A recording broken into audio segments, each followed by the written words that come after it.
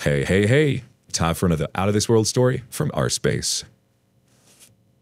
I just found a credit card statement with hotel charges from a night he was supposedly working. He told me he slept on his office floor that night, but he was an hour away in a completely different town. There was also Tinder charges on the credit card. What do you even buy on Tinder? There were 2 charges for $6.99 each. This is all on a statement of a credit card I have never seen. The statement was in the mail this morning. He paid it online already, and I bet he didn't think a paper statement would come. Where do I even go from here? He doesn't know that I know. I don't want to give him the satisfaction of seeing any emotion from me. I want him to find out when he gets served separation papers. I will be calling lawyers on Monday.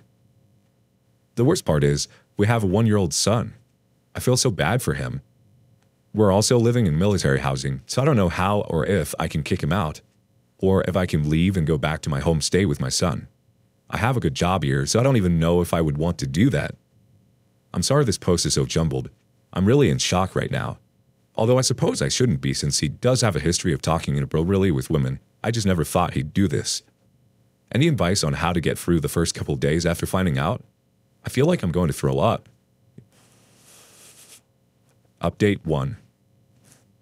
The day after I found the statement, my husband and I were alone, and I told him that I really want to make our marriage work for our son, and that if there was anything at all he wanted to tell me, then we could work through it, but he had to be honest. He looked me straight in the eye and said no. I asked him what the $400 credit card payment from his bank account was for, and he got angry and told me that I was too financially controlling. So, on Monday, I had an appointment with a divorce lawyer, but she wasn't super helpful. She told me I needed to go through base legal, and that my state is no fault, so there was no point in gathering more evidence or hiding what I had found from my husband.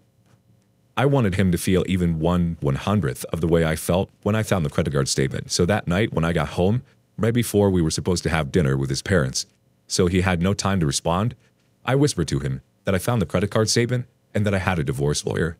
It was really satisfying to watch him have to sit through dinner and act normal. But when we were finally able to talk about it, he told me that I had driven him to do it, and that he never saw this being a forever thing anyway. Not sure why he married me and had a baby with me then. I guess he realized how ridiculous that was because he completely changed his tune and said there was something wrong with him.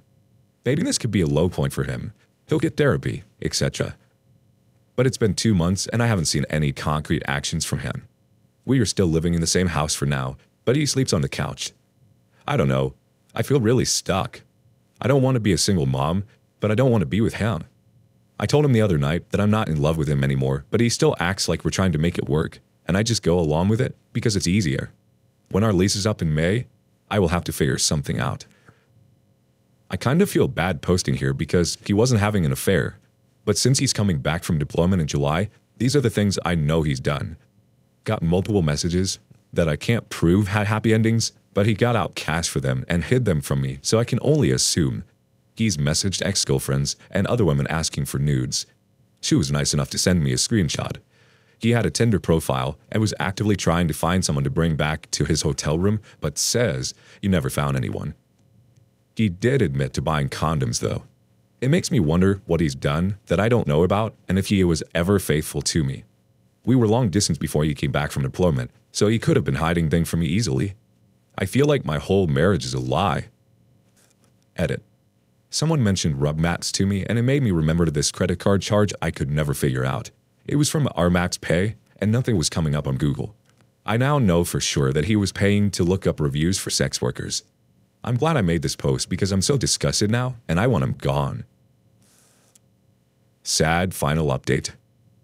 Sad update to the finding a credit card statement in the mail story. I think this post might need a trigger warning for abortion. You can read my whole story in my profile, but TLDR, my husband was definitely on Tinder and rub mats and buying hotel rooms, but won't confess to anything else. Although I have every reason to believe he physically cheated. I found out I was pregnant after D-Day. When I told my husband, I could just see it in his eyes that he was ecstatic. I think he thought that 1, I wouldn't divorce him now, and 2, his past actions would be forgotten in the preparation for a new baby. I think I might get some hate for this, but I just couldn't do it. I ended up terminating the pregnancy at 7 weeks. He is so pissed at me. He thinks I must have cheated and gotten pregnant with another man's baby, and that's why I did it. He literally can't comprehend why I wouldn't want a baby with him. I feel so guilty. Sometimes I feel like I did the right thing, and sometimes I feel like the worst person ever. These past couple months have broken me. I hired a lawyer and got a separation worksheet, but I'm too depressed to fill it out. I even stopped working out, which used to be my favorite thing to do. The only thing that keeps me going is my 1-year-old son. Moving on to the next story. Married for 19 years before my wife cheated on me. I'll be 75 this July, and I've seen a lot of things. I wanted to share my story with the younger generation before I die, quite frankly. I have lung cancer, and I don't expect me around much longer, so this information needs to get out there. I got married when I was 18 in 1964. It feels like I'm not even the same person anymore. I used to be in good physical shape, and now I'm stuck in a wheelchair. My wife and I both had to work full-time, since I didn't have the income to support both of us. I worked in construction as she cleaned hotel rooms. We never had any kids, and we still had time to ourselves in the weekends. I don't think we ever argued, but this was so long ago. I'm losing details though, and we didn't have any issues getting along. Over the years, I started to make more money, and she was able to quit her job and stay at home. I would work longer nights though, and our marriage turned more into friendship, honestly. We rarely had sex, and although I still loved her, I felt like it was different. We didn't spend enough time together towards the end. I take the blame for leading us down the wrong road with my job. As you will read later on, this wasn't the only issue, but I still should have addressed the situation while I still could have. One night, I get back from work, and at first everything seems normal. Dinner was ready, and we had the TV set to baseball, my favorite back in the day. I talked to her in the kitchen for a little, and went to my room to change out of my work clothes.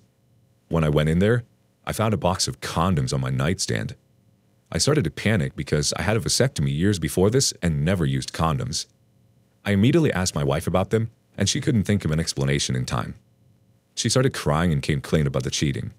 She invited her friend from work over for sex while I was out and apparently forgot to get rid of the condoms. I'm not ashamed to admit I was crying as well after hearing that. I tried to find out why she did this, and she said she just wasn't attracted to me, was lonely, and never enjoyed our sex. I didn't know what to say and ended up leaving. We got divorced after 19 years of being married. In my 40s, I was a disaster. I lost all confidence and motivation to go on. I started drinking and eventually became an alcoholic. It took me until my 60s to kick this habit. I couldn't look myself in the mirror while thinking I was a failure of a man. I wanted to date again, but I just thought the same would happen again. It never occurred to me that I was bad in bed, and I really didn't have any good answers. My skin started to wrinkle a bit, especially in the back of my legs, but I took pride in maintaining my figure for a while, and when I had sex during our marriage, I swear she enjoyed it. I kept my tough guy appearance through my 30s, and would still wear my bandana in the bedroom, which was a turn-on for her. I was generous and always did things for her when she wanted. As time went by, though, I started to think about the idea that at an older age, sex wasn't too important, and about 5 years ago, I started dating again. We don't have an active sex life, but she reassured me that there was nothing wrong with me. I remarried last year, which made me so happy, but unfortunately, that's when I got my cancer diagnosis. Ever since then, I've lost a lot of energy, and my new wife is the only one that keeps me going. We are trying chemo, but the future looks bleak. In my remaining days, I want to share some knowledge I've collected over the years to make the world a better place. My mental abilities are also slowly waning, so I need to do this before it's too late. I hope all reading this can learn something from me to make their life better. Let's get some reaction from the community on this one. Smacksaw starts us off.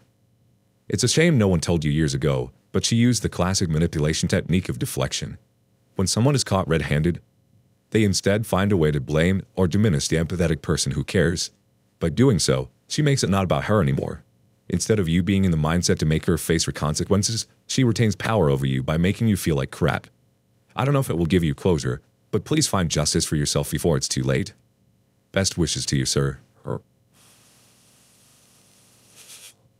Next up, Snaps says, "You never had kids, but you seem to have won some hearts here. We live, we love, and hopefully we learn something along the way. It sure sounds like you did all of those things. I'm sorry about your diagnosis. I hope you're able to benefit from newer treatments coming. We don't get a rule book, and it seems like we get smart about life just before it ends. You're a good man, OP. We love you, man." Next up, Superleg 4911 has this to say: wealth and sex alone cannot keep a woman. It doesn't matter who you are and what you do. Once a woman doesn't have that freedom she wants, she starts to lose interest and, like a dog, gets bored easily looking for another auction, even if it's not an auction that is worth taking up. They will just take whatever and apologize later. You have to live with it, or you let them go. Either way, they are always ready to begin a new journey with some other jerk who has some money, good sex, and attention to offer. Syllaborn So rounds us out with the last comment. Your long ex-wife haunted you longer for her foul idea of love and contentment. She was a self-centered, selfish person, and you finally found someone worth spending the rest of your life with. If your ex is still alive, send a teaser to fake life insurance beneficiary paperwork notice. Even though it has been nearly 48 years since you cut that life-draining person that you mistook as loving, she stayed at home to keep using your money to buy the condoms for her affairs. She had you happily pushing yourself to please her, but she cared so little for you, she preferred to leave you working and alone, unsatisfied sexually. She obviously wasn't willing to do the same for you. Do whatever you think may give you comfort and keep fighting the illness. You may even get another 19-year marriage, but this time with a loving wife instead of just a lusting one.